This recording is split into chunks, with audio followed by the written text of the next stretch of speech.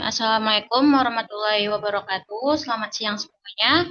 Saya hormati dosen pengampu kita pada mata pelajaran hari ini, Ibu Lestari Darajata Akanti. Dan yang saya sayangi teman-teman sekalian, kami dari kelompok 8 akan mempresentasikan topik yang akan kami bawa pada hari ini, yaitu berjudul Wali Songo Penyebar Agama Islam.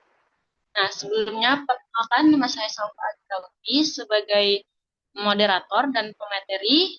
Kemudian ada teman saya Trisgestal Ginting sebagai ketua dan sekaligus pemateri, Rani sebagai pemateri, Isnauli Hutasoid dengan sebagai pemateri, dan yang terakhir ada Jason Donovan Girsang sebagai pemateri juga.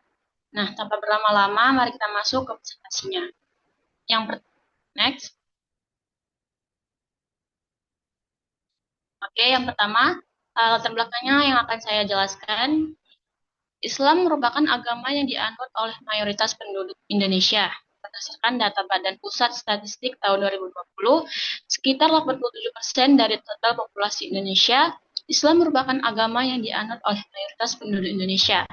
Berdasarkan data Badan Pusat Statistik tahun 2020, sekitar 87% dari total populasi Indonesia beragama Islam, menjadikan Indonesia sebagai negara dengan penduduk Muslim terbesar di dunia. Di antara para penyebar Islam di Nusantara, tidak ada kelompok yang pengaruhnya sepadan dengan Wali Songo, 9 ulama besar yang selama berabad-abad menjadi figur sentral dalam proses Islamisasi Jawa dan sekitarnya. Next. Nah, pengertian Wali Songo ini akan dijelaskan oleh Chris. Kepada Chris, dipersilakan. Oke, sekarang kita masuk ke pengertian Wali Songo ya. Jadi Wali Songo secara harfiah terdiri dari dua kata dalam bahasa Arab dan Jawa, yang dimana kata wali itu berasal dari bahasa Arab, wali atau waliyullah, yang berarti orang yang dekat dengan Allah atau wali Allah. Dan Songo yang merupakan kata dalam bahasa Jawa yang berarti 9. Dengan demikian, kata Wali Songo itu secara semantik merujuk pada 9 orang wali Allah atau 9 tokoh suci yang dianggap memiliki keistimewaan spiritual dan kedekatan yang luar biasa dengan Tuhan. Next.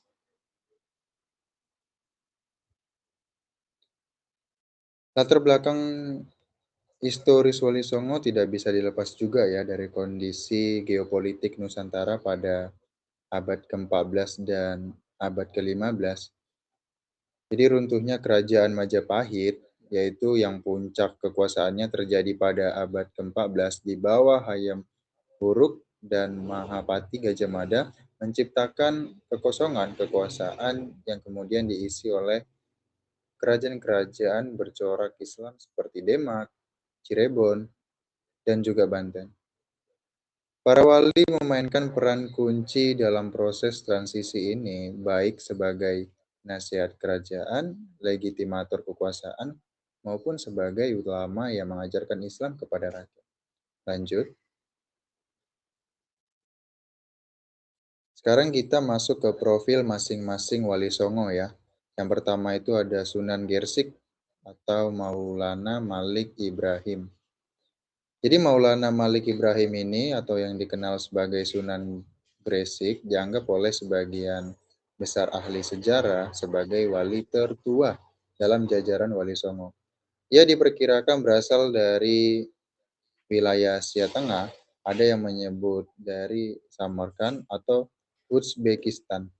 Ada pula yang menyebut dari Persia atau Gujarat dan tiba di Nusantara sekitar akhir abad ke-14. Lalu ia wafat pada tahun 1419 Masehi dan dimakamkan di Gresik, Jawa Timur. Lanjut.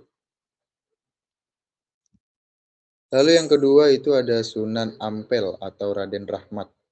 Sunan Ampel yang nama aslinya adalah Raden Rahmat merupakan salah satu tokoh paling berpengaruh di antara Wali Songo.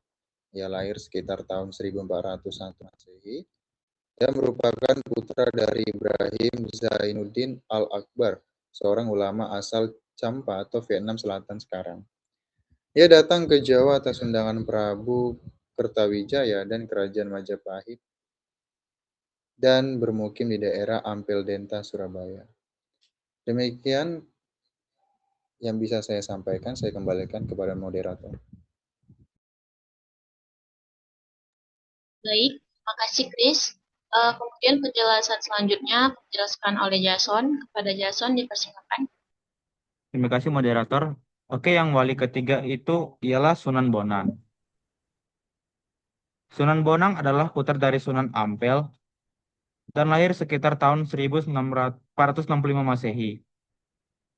Nama aslinya adalah Maghdum Ibrahim. Ia menempuh pendidikan agama di Pasai, Aceh yang saat itu merupakan pusat Islam yang terkemuka di Nusantara sebelum kembali ke Jawa untuk berdakwah. Wilayah utama dakwahnya mencakup Tuban, Rembang, dan sekitarnya. Yang keempat adalah Sunan Derajat atau Raden Kasim. Sunan Derajat adalah putra lain dari Sunan Ampel. Nama aslinya adalah Raden Kasim. Dan ia berdakwah di wilayah Paciran dan Derajat, Lamongan, Jawa Timur. Ia diperkirakan hidup pada rentang waktu akhir abad ke-15 hingga awal abad ke-16. Dan yang kelima adalah Sunan Kalijaga. Sunan Kalijaga mungkin adalah anggota Wali Songo yang paling dikenal secara luas di kalangan masyarakat Jawa dan Indonesia pada umumnya. Dan nama aslinya adalah Raden Said. Dan ia adalah putra dari Bupati Tuban bernama Tumenggung Wilwatika. Ia lahir diperkirakan sekitar tahun 1450 Masehi dan wafat pada akhir abad ke-16 dan menjadikannya salah satu wali dengan rentang kehidupan terpanjang. Oke, saya akan kembalikan ke moderator. Ya, terima kasih Jason. Kemudian akan dijelaskan oleh Yasna. Pada Yasna dipersilakan. Oke, baik. Terima kasih moderator. Nah, selanjutnya itu adalah Sunan Kudus. Nah, jadi Sunan Kudus ini memiliki nama asli Ja'far Shadiq. Beliau dikenal sebagai wali yang sangat ahli dalam ilmu agama, terutama fikih dan tasawuf. Dakwahnya ini berpusat di Kudus, Jawa Tengah. Salah satu peninggalan terkenalnya adalah Masjid Kudus yang memiliki bentuk arsitektur yang unik karena memadukan unsur Islam dan budaya Hindu-Buddha. Dalam berdakwah, Sunan Kudus menggunakan pendekatan yang bijaksana dan menghormati masyarakat setempat. Contohnya itu, beliau melarang penyembelihan sapi untuk menghargai masyarakat Hindu yang menganggap sapi sebagai hewan yang suci. Cara dakwah yang penuh toleransi inilah yang membuat masyarakat lebih mudah menerima ajaran Islam tanpa merasa dipaksa. Lalu selanjutnya ada Sunan Muria. Sunan Muria ini adalah putra dari Sunan Kalijaga yang memiliki nama asli Raden Umar Said. Beliau lebih memilih berdakwah di daerah pedesaan dan pegunungan sekitar Gunung Muria. Fokus dakwahnya ditujukan kepada masyarakat kecil seperti petani, nelayan, dan pedagang. Metode dakwah Sunan Muria dilakukan dengan cara yang sederhana dan dekat dengan kehidupan rakyat. Beliau sering menggunakan seni dan musik tradisional untuk menyampaikan ajaran Islam. Lalu ada Sunan Giri. Sunan Giri ini memiliki nama asli Raden Paku atau Muhammad Ainul Yakin. Beliau dikenal sebagai tokoh penting dalam bidang pendidikan Islam. Sunan Giri mendirikan pesantren di Giri Gresik yang kemudian berkembang menjadi pusat penyebaran agama Islam di Nusantara.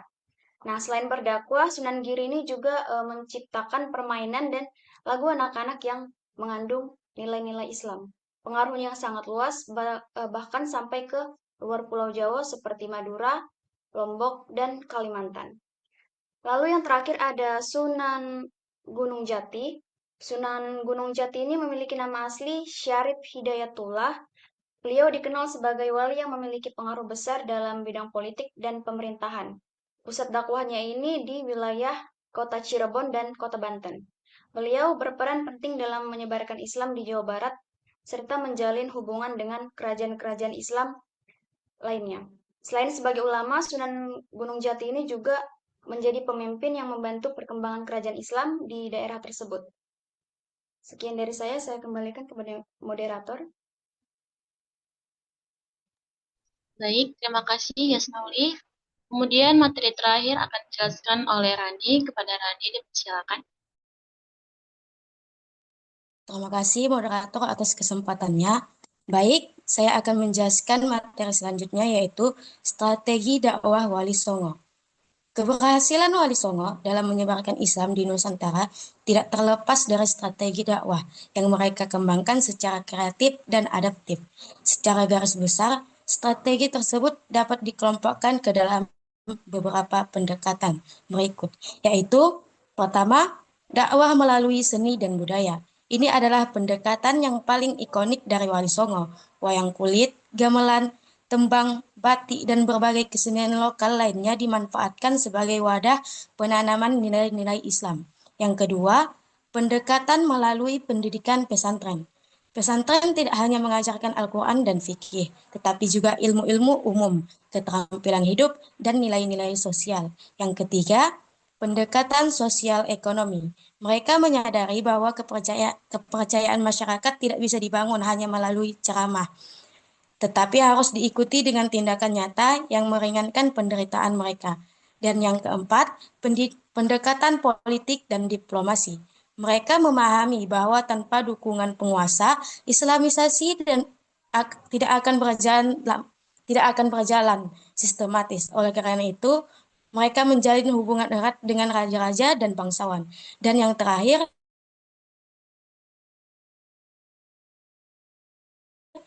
jembatan yang memungkinkan masyarakat merasakan kedalaman spiritual Islam tanpa merasa terasing dari arti mereka sendiri.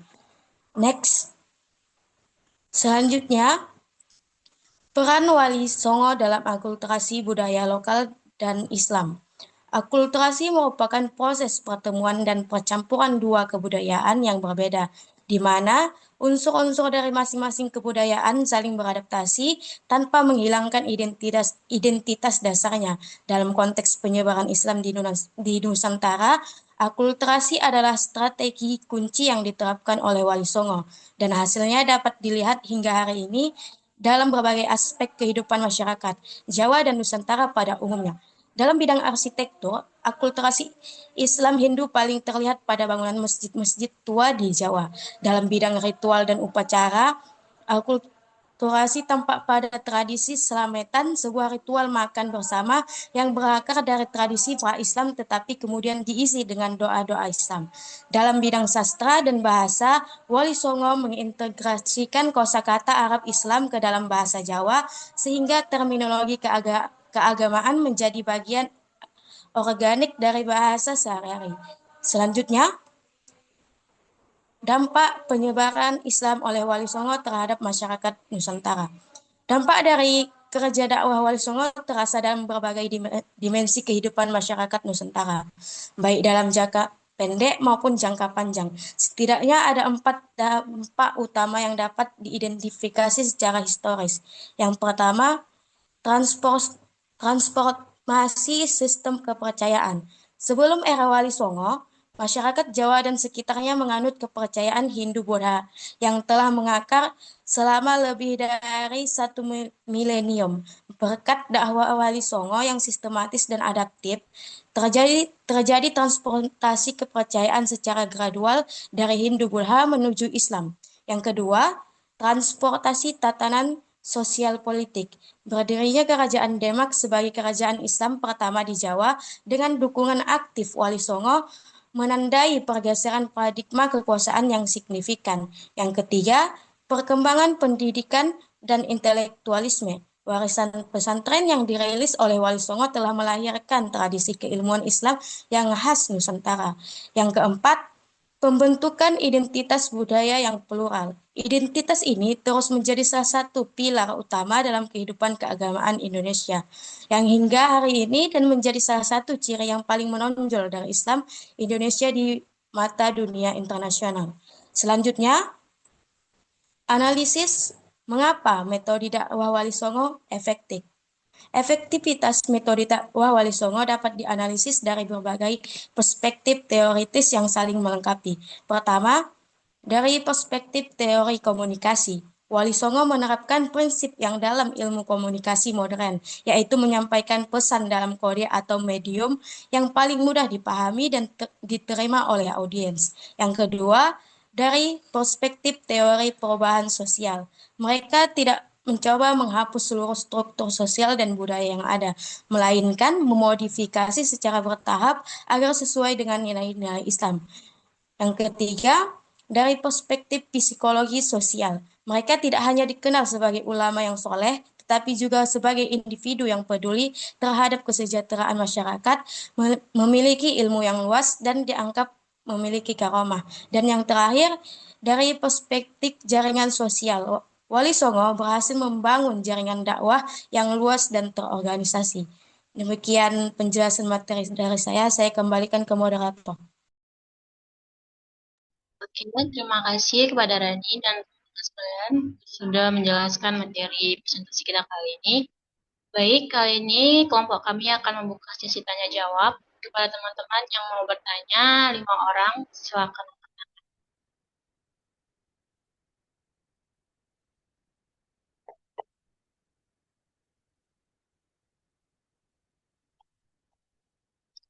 Oke, yang pertama Siva,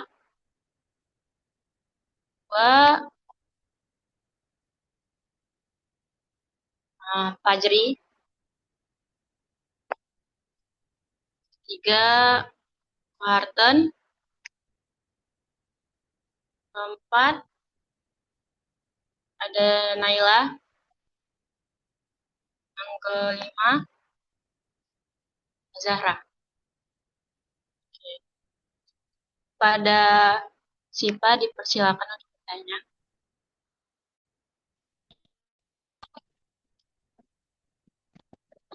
Baik, terima kasih kepada moderator yang telah mempersilahkan saya untuk bertanya. Nama saya Cesifa Azura dengan NIM 2507060313.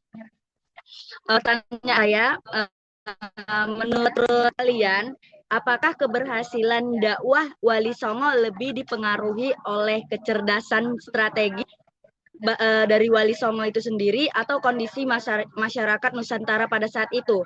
Lalu bagaimana strategi sosial dan ekonomi yang dilakukan Wali Songo membantu penyebar Islam? Pertanyaannya saya tujukan kepada Yesna. Terima kasih. Oke, terima kasih Siva. Kemudian Fajri Aldino, silakan. Oke, terima kasih kepada moderator. Perkenalkan, nama saya Muhammad Fajri Aldino dengan NIM 2507060055. Pertanyaan saya, bagaimana Wali Songo menjaga keseimbangan antara mempertahankan budaya lokal dan menyebarkan ajaran Islam? Pertanyaan ini kepada Chris.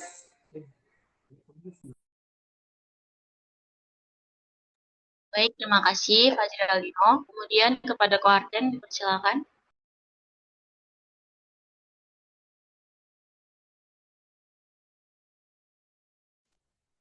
Baiklah, terima kasih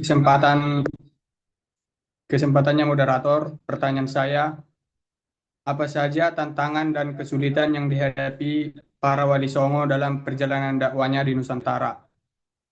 Pertanyaannya kepada Jason Girsang.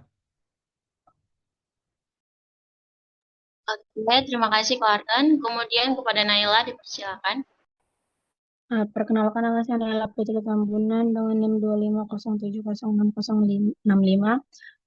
Pertanyaannya adalah bagaimana cara para wali membagi tugas agar wilayah dakwah mereka tidak saling bertabrakan atau berebut jamaah? Pertanyaannya ditujukan untuk Saufa. Makasih. Oke, terima kasih. Yang terakhir kepada Azara, dipersilakan. Oke, saya akan menanyakan kepada Rani, yaitu apakah keberhasilan Wali Songo dalam menyebarkan Islam lebih dipengaruhi oleh strategi budaya mereka atau oleh kondisi politik Nusantara saat itu? Baik, teman-teman sekalian, pertanyaannya sudah kami tampung. Nah, kami butuh waktu untuk menjawabnya. Sebelum itu, saya akan kembalikan ke kelompok 7. Pada kelompok 7, saya persilakan. Kemudian, teman-teman, kami akan menjawab pertanyaan dari teman-teman sekalian. Nah, pertama, saya akan menjawab pertanyaan dari Naila. Pertanyaannya yaitu bagaimana cara para wali membagi tugas agar wilayah dakwah mereka tidak saling bertabrakan atau berebut jamaah. Nah, para wali songo dalam menyebarkan Islam di Nusantara, khususnya di Pulau Jawa, tidak bekerja secara acak atau saling berebut wilayah. Mereka memiliki semacam pembagian wilayah dakwah yang teratur, di mana masing-masing wali bertanggung jawab atas daerah tertentu. Misalnya Sunan Ampel di Surabaya, Sunan Bonang di Tuban, Sunan Gunung Jati di Cirebon. Nah, selain itu mereka juga rutin bermusyawarah dalam Majelis Wali Songo untuk menyelaraskan strategi dakwah agar tidak saling bertabrakan. Dengan pembagian wilayah dan koordinasi yang baik, inilah dakwah mereka berjalan harmonis dan saling melengkapi. Baik, terima kasih. Apakah jawabannya dapat diterima, Naila? Saya terima jawabannya. Terima kasih, Sopa. Baik, terima kasih. Kemudian pertanyaan selanjutnya akan dijawab oleh Chris. Kepada Chris dipersilakan.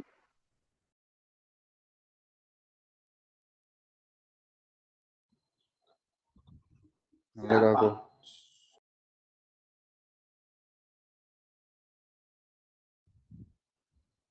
Oke. Di sini saya dari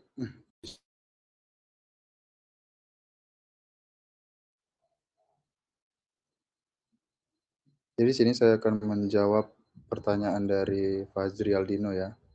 Jadi jawabannya yaitu Wali Songo menjaga keseimbangan antara budaya lokal dan Islam melalui strategi akulturasi dan adaptasi budaya. Mereka tidak menghapus tradisi lama, melainkan mengisinya dengan nilai-nilai tauhid dan syariat Islam. Hal ini membuat dakwah diterima secara damai tanpa penolakan dari masyarakat. Berikut adalah beberapa bentuk implementasi keseimbangan tersebut. Yang pertama itu ada musik dan sastra. Dan yang kedua itu ada perayaan dan tradisi. Yang ketiga itu ada arsitektur. Jadi gimana, apakah jawaban saya dapat diterima?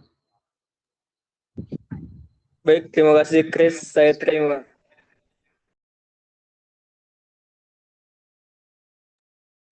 Oke, saya akan menjawab pertanyaan dari Koarten Simalung.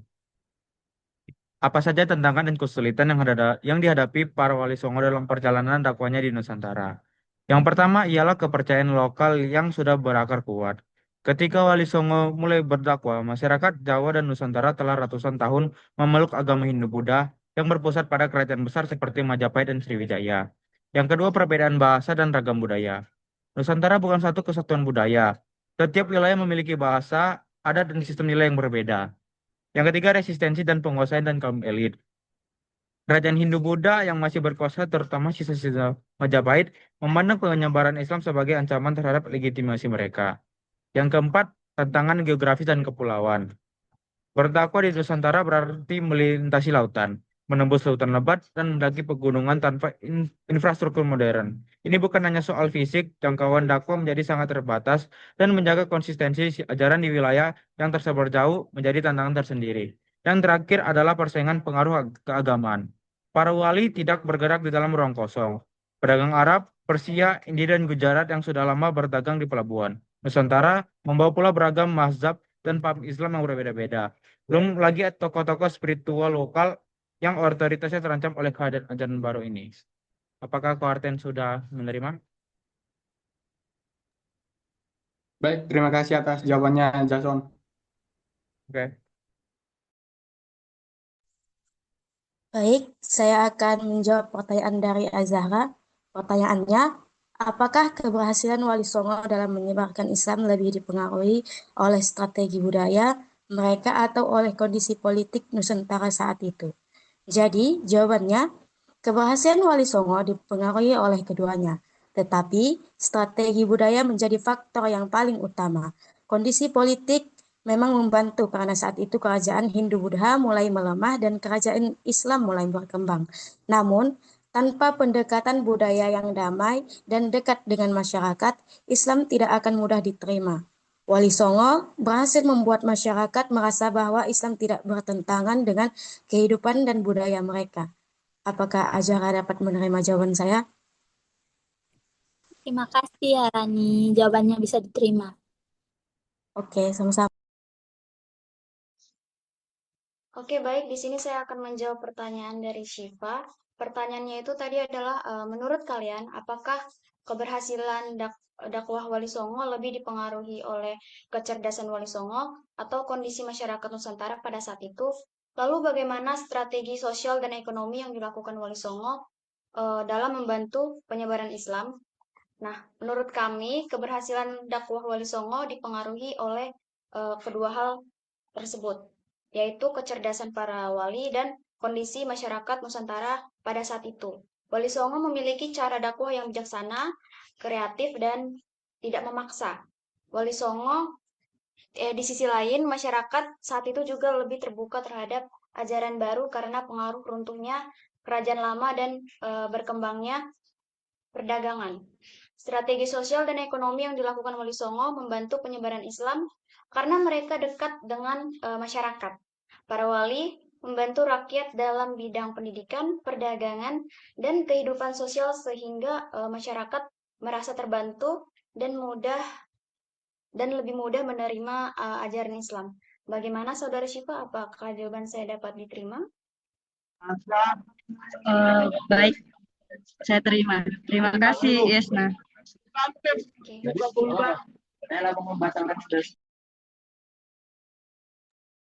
Baik, terima kasih kepada teman-teman sekalian sekaligus pemateri kelompok 8. Nah, di sini saya akan menjelaskan kesimpulan yang sudah kami buat dari presentasi kali ini, yaitu Wali Songo merupakan 9 ulama besar yang hidup dan berdakwah di Nusantara, khususnya pada Jawa, pada rentang abad ke-15 hingga ke-16 Masehi. Mereka muncul dalam konteks transisi sejarah yang penting, yaitu runtuhnya hegemoni Majapahit dan bangkitnya kerajaan-kerajaan bercorak Islam di sepanjang pesisir utara Jawa. Strategi dakwah Wali Songo yang merangkul pendekatan budaya, pendidikan, sosial, dan politik terbukti sangat efektif dalam mengislamkan Nusantara secara damai. Oke, teman-teman. Demikianlah presentasi dari kelompok kami. Kami menyadari bahwa dalam penyampaian materi ini masih terdapat banyak kekurangan, baik dari segi isi maupun cara penyampaian. Akhir kata, kami mengucapkan terima kasih yang sebesar-besarnya atas perhatian dan kesempatan yang telah diberikan kepada kelompok kami. Terima kasih semuanya. Pada Ibu, saya balikan.